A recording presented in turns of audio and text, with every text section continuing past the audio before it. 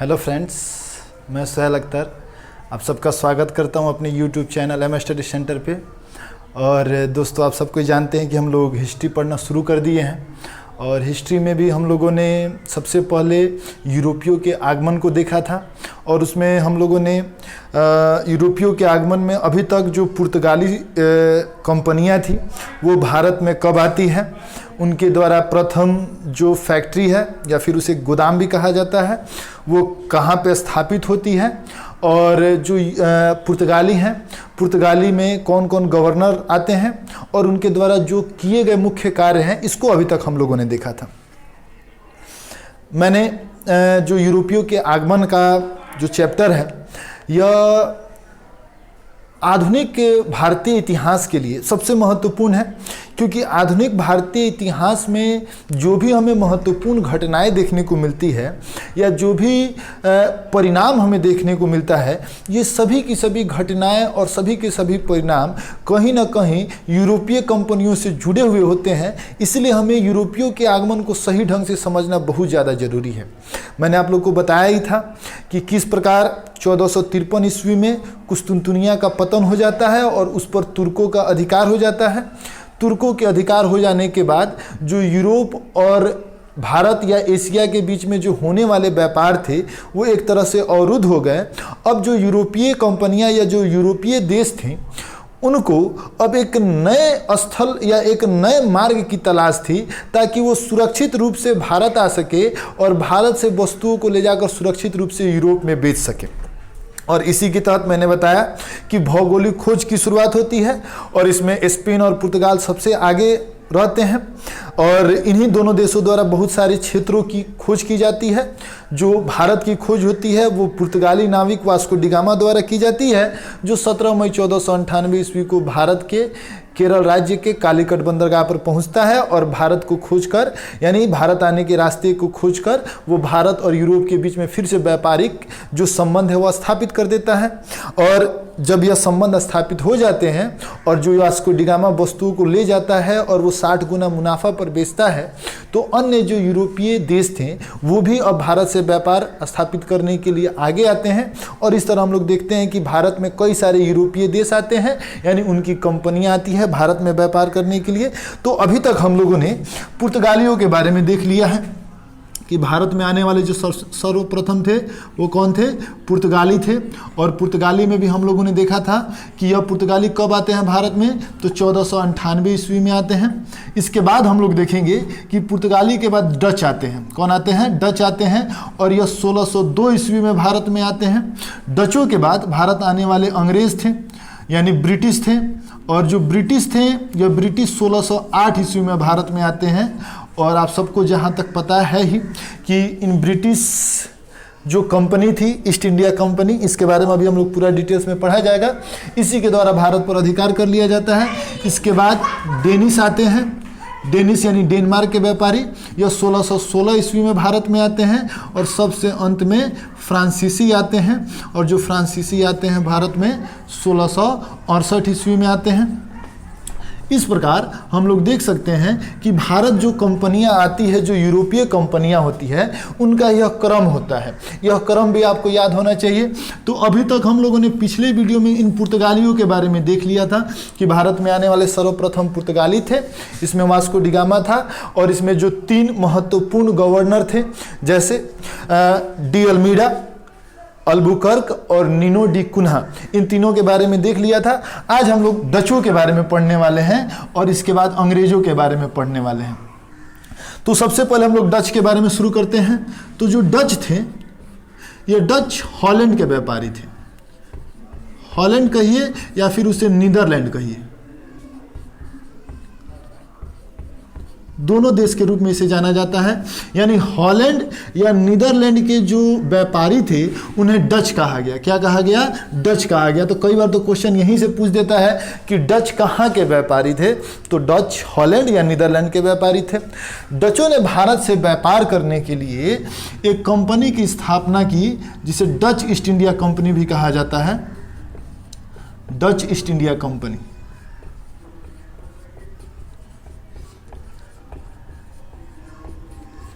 और Dutch east India company की जो स्थापना होती है वो 20 मार्च 1602 ईस्वी को होती है। तो यह भी डेट याद रखना है। कई बार यह पूछ दिया है कि डच ईस्ट इंडिया कंपनी की स्थापना कब होती है, तो डच ईस्ट इंडिया कंपनी की स्थापना 20 मार्च 1602 ईस्वी को होती है और 1602 ईस्वी में ही जो डच है वो भारत में आते हैं।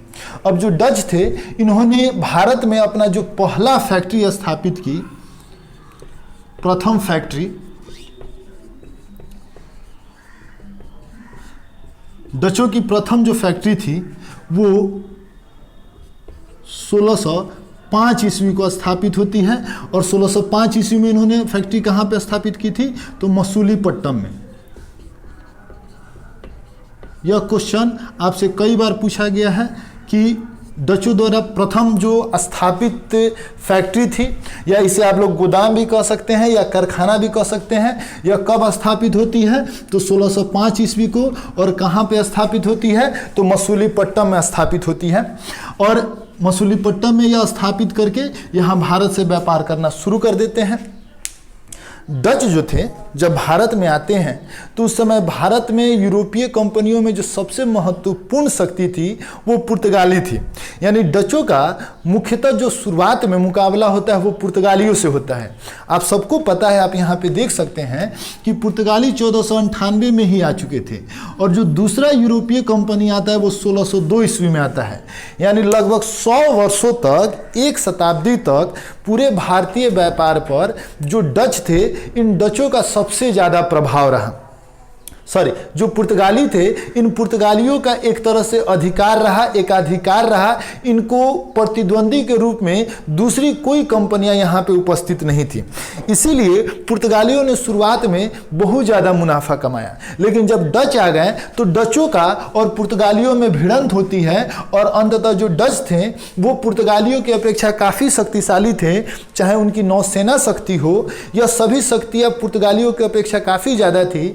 इसलिए पुर्तगालियों द्वारा भारत और उसके अगल बगल में जितने भी क्षेत्र जीते गए थे, जैसे आप लोग देखिएगा कि जो भारतीय मैप है, भारतीय मैप के दक्षिण में से देखिएगा तो यहाँ पे जो मसूलीपट्टनम है, मसूलीपट्टनम में जो अभी वर्तमान में आंध्र प्रदेश में है, यहाँ पे इनकी प्रथम फैक्ट्री स्थापित होती है। इसके अलावा नीचे यहाँ पे श्रीलंका है। इस श्रीलंका पर इन पुर्तगालियों का ही अधिकार था। आगे यहाँ पे आइएगा तो यहाँ पे मलक्का द्वीप है। यहाँ पे मलक्का द्वीप है, यानी भारत के पूरब में बंगाल की खाड़ी और बंगाल की खाड़ी में ही मलक्का द्वीप है और इधर इंडोनेशिया है। इन सभी जगहों पर शुरुआत में ही पुर्तगालियों का अधिकार था, लेकिन डचों ने धीरे धीरे पुर्तगालियों को इन क्षेत्रों में परास्त किया और इन क्षेत्रों पर डचों का अधिकार हो गया और डच एक महत्वपूर्ण शक्ति बनकर उभरे। जब डचों ने इन पूरे क्षेत्र पर अधिकार कर लिया तो डचों के बाद अब यहाँ पे जो तीसरे नंबर पे आते हैं वो ब्रिटिश थे। यह 1608 ईस्वी में आते हैं। जो ब्रिटिश थे यह ब्रिटिश डचों की अपेक्षा ज़्यादा शक्तिशाली थे। तो जिस तरह डचों ने पुर्तगालियों को प्रतिस्थापित किया था, उसी तरह जो ब्रिटिश थे अब वो डचों को यहाँ से हटाना शुरू करते हैं और डचों से बहुत सारे क्षेत्रों को छीन लेते हैं। जिस तरह पुर्तगालियों से ज़्यादा शक्तिशाली डच थे, उसी तरह डचों से ज़्यादा शक्तिशाली ब्रिटिश थे और ब्रिटिश ने धीरे धीरे डचों को यहाँ से हटाना शुरू कर दिया। जो डच थे वो भारत में मुख्यतः या भारतीय क्षेत्र में मुख्यतः दो जगहों पर उनका सबसे ज़्यादा प्रभाव था। एक तो दक्षिण भारत में था ही, और जो इंडोनेशिया था जिसे मसाला द्वीप भी कहा जाता है। कई बार यह भी क्वेश्चन पूछा हुआ है कि मसाला द्वीप से हम लोग किसे जानते हैं, तो इंडोनेशिया को जानते हैं। तो इस इंडोनेशिया मसाला द्वीप पर भारत से ज़्यादा डचों ने इस इंडोनेशिया द्वीप पर अपना ज़्यादा अधिकार कायम किया था और इस पर ज़्यादा उन्होंने ध्यान दिया था। जो डच कंपनी थी, जिसे डच ईस्ट इंडिया कंपनी कहा जाता है, इसके मुख्यतः दो मुख्यालय थे। एक एम्स्टर्डम में, दो मुख्यालय थे और दोनों मुख्यालय कहां पे था, तो एक था एम्स्टर्डम में जो आपको नीदरलैंड में है, और दूसरा था बटाविया में। और यह बटाविया कहाँ पे है, तो यह आपको इंडोनेशिया में है। यानी इससे आप समझ सकते हैं कि डचों ने भारत से ज़्यादा इंडोनेशिया पर अपना ध्यान आकर्षित किया था, क्योंकि यहाँ पे मसाला का खेती सबसे ज़्यादा होता था और इसीलिए इन लोगों ने सबसे ज़्यादा वहाँ पे सबसे ज़्यादा ध्यान दिया, ताकि वो मसालों के जो उत्पादन है या मसालों का व्यापार इस पर एकाधिकार स्थापित कर लें। हालांकि भारत श्रीलंका पर भी इन लोगों ने अधिकार किया था। इस प्रकार डचों का जो अब मुकाबला होता है, वो डचों का मुकाबला मुख्यतः अब किसके साथ होता है, तो अब ब्रिटिश के साथ होता है। और ब्रिटिश के साथ होता है तो डच और ब्रिटिश के बीच में एक महत्वपूर्ण युद्ध होता है 1759 ईस्वी में, बेदारा का युद्ध। बेदारा का युद्ध, और जो बेदारा का युद्ध है, यह बेदारा का युद्ध 1759 ईस्वी में किसके किसके बीच में होता है, तो याद रखना है, एक तरफ ब्रिटिश होते हैं और दूसरे तरफ डच होते हैं। और इस प्रकार इन दोनों के बीच में होती है, जिसमें डच बुरी तरह से पराजित हो जाते हैं और पराजित होने के बाद जो ब्रिटिश होते हैं वो डचों को भारत से हटा देते हैं और दोनों के बीच में एक तरह से समझौता हो जाता है। जो ब्रिटिश कहते हैं कि आप जो इंडोनेशिया पर आपका अधिकार है आप उधर संभालिए, और भारत पर ब्रिटिश अपना कब्जा को स्थापित कर लेते हैं। इस प्रकार यहाँ से डचों का जो प्रभाव है लगभग भारत से समाप्त हो जाता है। लेकिन यहाँ से भी क्वेश्चन आपसे पूछे जाते हैं कि जो डच थे वो भारत में कब आए, तो डच भारत में 1602 ईस्वी में आए थे। और डच कहाँ के व्यापारी थे, तो हॉलैंड और नीदरलैंड के व्यापारी थे। जो डच थे, इनका जो प्रथम फैक्ट्री है वो 1605 ईस्वी में मसूलीपट्टनम में स्थापित हो जाती है। डचों ने मुख्यतः दो मुख्यालय बनाया था, एक एम्स्टर्डम नीदरलैंड में और एक बटाविया इंडोनेशिया में था। और अंग्रेजों और डचों के बीच में एक महत्वपूर्ण युद्ध होता है जिसे बेदारा का युद्ध कहा जाता है। इसका डेट भी याद रखना है, 1759 ईस्वी में, जिसमें डच क्या हो जाते हैं, पराजित हो जाते हैं। डच पराजित हो जाते हैं और डचों का भारत से लगभग शक्ति समाप्त हो जाता है और ये अपना पूरा जो ध्यान है वो इंडोनेशिया के तरफ केंद्रित कर लेते हैं और ब्रिटिश भारत में अपना पूरी तरह से आधिपत्य स्थापित करने के लिए आगे बढ़ते हैं। और इस प्रकार डचों के लिए यह काफ़ी महत्वपूर्ण था। यह इतना फैक्ट यहाँ से क्वेश्चन आपको हमेशा पूछा जाता है। इसके बाद डच के बाद हम लोग जानते हैं कौन आते हैं, ब्रिटिश आते हैं। तो आइए अब हम लोग ब्रिटिश के बारे में पढ़ लिया जाए कि जो ब्रिटिश कंपनी थी, यह ब्रिटिश कंपनी कब स्थापित होती है और यह कब आती है।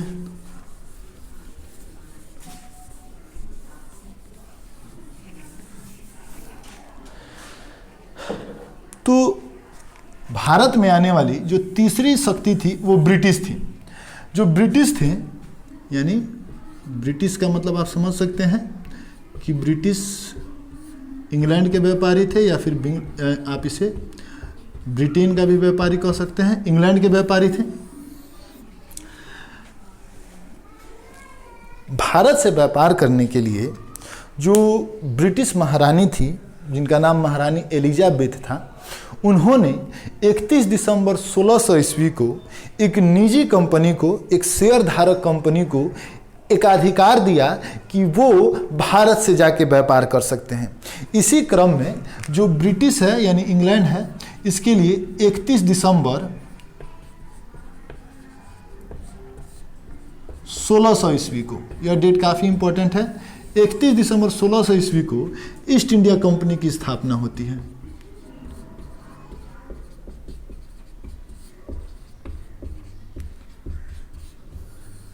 ईस्ट इंडिया कंपनी की स्थापना। वस्तुतः जो ग्रेगोरियन कैलेंडर है उस हिसाब से जो 31 दिसंबर है वो साल का अंतिम दिन माना जाता है। और जैसे पूरे विश्व में प्रचलन है कि 1 जनवरी को बहुत उत्साहपूर्वक और इसको एक तरह से उत्सव के रूप में मनाया जाता है और यह जो प्रक्रिया है वो 31 दिसंबर को रात को ही शुरू हो जाती है। तो उसी प्रकार जो इंग्लैंड के व्यापारी थे, वो जितने भी मुख्य व्यापारी थे, वो इंग्लैंड के जो राजधानी है लंदन के टाउन हॉल में एकत्रित हुए थे। उसी में महारानी एलिजाबेथ भी थी। वहीं पर जो इंग्लैंड के मुख्य व्यापारी थे, जो उन्होंने मिलकर एक कंपनी बनाई और कंपनी बनाकर उसी समय जो महारानी एलिजाबेथ थी, आपको याद रखना है कि उस समय ब्रिटेन की महारानी कौन थी, एलिजाबेथ। तो यहाँ ईस्ट इंडिया कंपनी की स्थापना के समय 2 चीज़ें याद रखना है कि ब्रिटेन में जो महारानी थी वो एलिजाबेथ थी। एलिजाबेथ यानी 31 दिसंबर 1600 ईस्वी को, और भारत में जो उस समय शासक थे वो अकबर थे, यानी मुगलों का शासन शुरू हो चुका था और अकबर थे इस समय। यहाँ पे आप लोग देखिएगा कि जो मुगल काल है, मुगल काल यह 1526 से लेके 1707 ईस्वी तक मानी जाती है। हालांकि 1707 में मुगलों का शासन खत्म नहीं होता है, लेकिन मुगलों का जो वास्तविक शक्ति है वो इसी समय रहती है। इसके बाद उत्तर मुगल काल शुरू हो जाती है और 1707 से 1857 तक रहती है, तो उसको हम लोग बाद में देखा जाएगा। और इस मुगल काल में जो फर्स्ट शासक होता है मुगलों में वो बाबर होता है, और बाबर कब से कब तक रहता है तो 1526 से लेकर 1530 ईस्वी तक वो भारत में अपना सत्ता स्थापित करता है और मुगलों का संस्थापक भी होता है। बाबर के बाद भारत में हुमायूं का शासन शुरू होता है, और जो हुमायूं है यह 1530 से लेकर 1556 ईस्वी तक शासक रहता है। हुमायूं के बाद उसका पुत्र अकबर आता है, और जो अकबर है यह अकबर 1556 से लेकर 1605 ईस्वी तक शासक रहता है। तो यहाँ पे देख सकते हैं कि 1556 से 1605 ईस्वी तक भारत का शासक कौन था? अकबर था। और इसी के समय में 31 दिसंबर 1600 ईस्वी को ईस्ट इंडिया कंपनी की स्थापना हुई थी। हालांकि इस कंपनी का जो नाम था वो शुरू में अलग था, उसको भी हम लोग देखेंगे कि उस कंपनी का नाम the governor and company merchant into the east था। बाद में इसी का नाम ईस्ट इंडिया कंपनी रख दिया गया। इस अकबर के बाद इसको एक क्रम को आप लोग देख लीजिए, जहांगीर आता है, और जहांगीर 1605 से लेकर 1627 ईस्वी तक शासक रहता है। और जहांगीर के बाद जो शाहजहां आता है, और जो शाहजहां होता है वो 1627 से लेकर 1658 ईस्वी तक रहता है। और शाहजहां के बाद आपको औरंगजेब आता है, और औरंगजेब 1658 से लेकर 1707 तक रहता है। इस तरह 1526 से 1707 का मुगलों का शासन रहता है। यह क्रम मैंने आपको इसलिए बताया चूँकि हम लोग मेडाइवल पढ़ेंगे तो पूरा एकदम विस्तृत रूप से इसका हम लोग चर्चा किया जाएगा, सभी के शासन की चर्चा की जाएगी। लेकिन अब यह क्रम आपको इसलिए बता दिए हैं ताकि ईस्ट इंडिया कंपनी के बारे में कुछ घटनाएं मैं आपको बताऊं तो आपको पता चल सके कि उस समय भारत में कौन शासक था और किसके समय में कौन सी महत्वपूर्ण घटना हुई है। क्योंकि कई बार तो यही आपसे पूछ दिया है कि जब ईस्ट इंडिया कंपनी की स्थापना ब्रिटेन में होती है तो उस समय भारत में कौन शासक था, तो आप आराम से बता सकते हैं उस समय भारत में कौन शासक था। तो उस समय भारत में अकबर था। हालांकि हम लोग देखेंगे कि जब ईस्ट इंडिया कंपनी भारत आती है तो उस समय भारत का शासक बदल जाता है, तो यहाँ से आपसे पूछा जाता है। तो 31 दिसंबर 1600 ईस्वी को ईस्ट इंडिया कंपनी की स्थापना होती है। लेकिन जो ईस्ट इंडिया कंपनी थी वो ईस्ट इंडिया कंपनी ब्रिटेन की थी, और ब्रिटेन का जो लैंग्वेज था वो इंग्लिश था। भारत में मुगलों का शासन था, और उस समय जिस समय कंपनी स्थापित हुई थी उस समय अकबर का शासन था, और मुगलों का जो भाषा था वो फारसी था। तो अंग्रेज किसी ऐसे व्यक्ति के तलाश में थे जिसे अंग्रेजी भी आती हो और फारसी भी आती हो, ताकि वो जो ईस्ट इंडिया कंपनी है उसके लिए वो जाके जो मुगल शासन है, मुगल शासन से इजाज़त मांग सके कि हम आपके देश में व्यापार करना चाहते हैं। और इसी की तलाश खत्म होती है कैप्टन हॉकिंस पर, और कैप्टन हॉकिंस मिलता है एक व्यक्ति,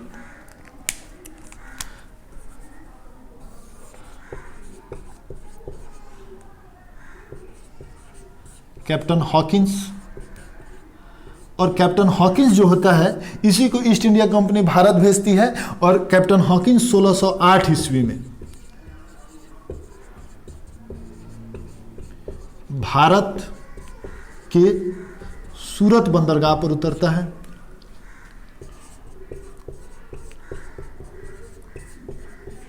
अपने जहाज हेक्टर को लेकर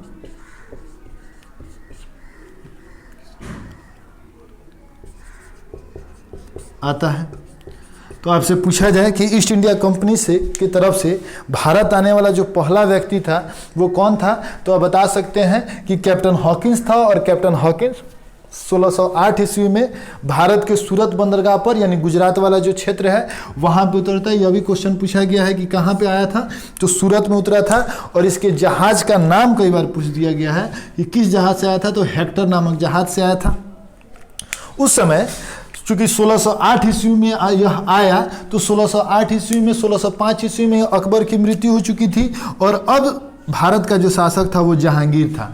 तो क्वेश्चन आपसे अगर पूछा जाए कि जब ईस्ट इंडिया कंपनी की स्थापना हुई उस समय भारत का शासक कौन था, तो उस समय भारत का शासक अकबर था। लेकिन जब कैप्टन हॉकिंस 1608 ईस्वी में जब भारत आता है तो उस समय भारत का शासक कौन था, तो जहांगीर था। यानी जहांगीर के शासनकाल में कैप्टन हॉकिंस 1608 ईस्वी में भारत के सूरत बंदरगाह पर अपने जहाज हेक्टर से लेकर उतरा। उस समय जो मुगलों की राजधानी थी वो आगरा थी। अतः 1609 ईस्वी में हॉकिंस जहांगीर के दरबार में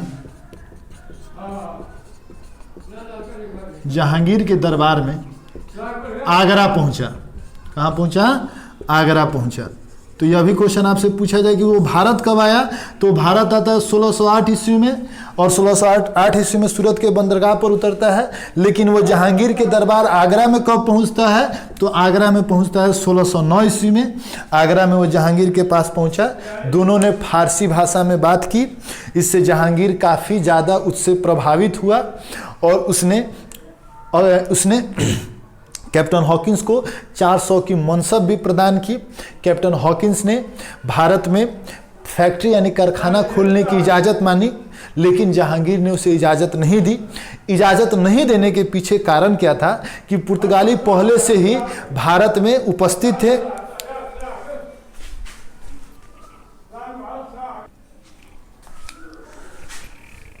सोलह सौ 9 ईस्वी में जहांगीर के दरबार में पहुंचता है कैप्टन हॉकिंस और वो कोठी खोलने की अनुमति मांगता है, लेकिन कोठी खोलने की अनुमति उसे नहीं मिलती है क्योंकि आप सबको पता है कि पुर्तगाली पहले ही आ चुके थे और उनका जहांगीर पर काफ़ी ज़्यादा प्रभाव था और पुर्तगाली कतई नहीं चाहते थे कि दूसरे यूरोपीय देश के व्यापारी भारत में आकर व्यापार करें। इसीलिए उन लोगों ने जहांगीर से कह दिया था कि आप इन लोगों को अनुमति मत दीजिएगा। इसलिए जहांगीर ने अनुमति नहीं दी। इसीलिए जो अंग्रेज़ थे, इन अंग्रेजों ने अपना जो पहला फैक्ट्री है वो पहला फैक्ट्री दक्षिण में स्थापित किया था। तो अंग्रेजों ने पहला अस्थाई फैक्ट्री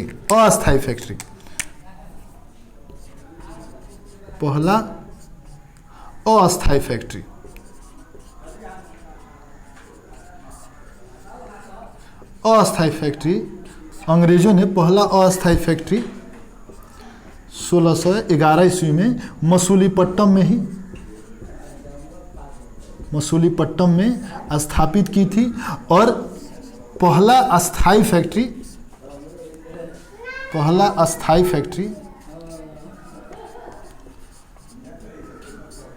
1613 ईस्वी में सूरत में स्थापित की थी। तो दोनों आपको याद रखना है कि शुरुआत में जब अंग्रेज़ों को जहांगीर द्वारा भारत में फैक्ट्री खोलने की इजाज़त नहीं मिली तो अंग्रेज़ दक्षिण में चले गए। चूँकि दक्षिण में मुगलों का ज़्यादा प्रभाव नहीं था तो इसीलिए उन लोगों ने वहाँ पे पहला अस्थाई फैक्ट्री 1611 ईस्वी में मसूलीपट्टम में स्थापित कर दी। लेकिन 1613 आते आते जहांगीर को एहसास हो गया कि जो पुर्तगाली हैं अगर ये अकेले रहेंगे तो अपना मनमानी करेंगे। इसीलिए उन लोगों ने अंग्रेज़ों को भी भारत में कोठी यानी मुगल साम्राज्य में कोठी खोलने की इजाज़त दे दी। इस प्रकार अंग्रेज़ों ने जो पहला फैक्ट्री स्थापित की, भारत में पहला अस्थाई फैक्ट्री, वो 1613 ईस्वी में सूरत में स्थापित की और यहाँ से इन लोगों का व्यापार शुरू हो जाता है। तो अंग्रेज़ों का यह जो आगमन था यहाँ से इनका व्यापार शुरू होता है और ये किस प्रकार भारत में आगे चलकर और ज़्यादा शक्तिशाली बन जाते हैं इनको हम लोग अगले वीडियो में देखा जाएगा। आज इतना रहने दीजिए क्योंकि वीडियो ज़्यादा लंबा हो जाएगा। फिर मैं जस्ट अगले वीडियो में इसके बाद हम लोग आगे पढ़ा जाएगा। अभी तक हम लोग देख चुके हैं कि किस प्रकार जो पुर्तगाली थे वो पुर्तगाली पहली बार आते हैं, फिर डच आते हैं, फिर ब्रिटिश आते हैं। अभी 2 देखना बाकी है, जो डेनिश है, डेनिश के बारे में देख लिया जाएगा और उसके बाद फ्रांसीसी के बारे में देख लिया जाएगा। तो यूरोपियों का आगमन समाप्त हो जाएगा और उसके बाद अंग्रेज़ों के बारे में पढ़ना है, उनकी नीतियों के बारे में पढ़ना है कि किस प्रकार अंग्रेज़ों ने भारत में जो राजनीतिक अस्थिरता थी जिस समय यह आए थे उसका लाभ उठाते हैं, धीरे धीरे भारतीय क्षेत्रों को जीतना शुरू करते हैं और अंततः एक दिन भारत का स्वामी बनकर यह बैठ जाते हैं और लगभग 200 वर्षों तक भारत पर शासन करते हैं।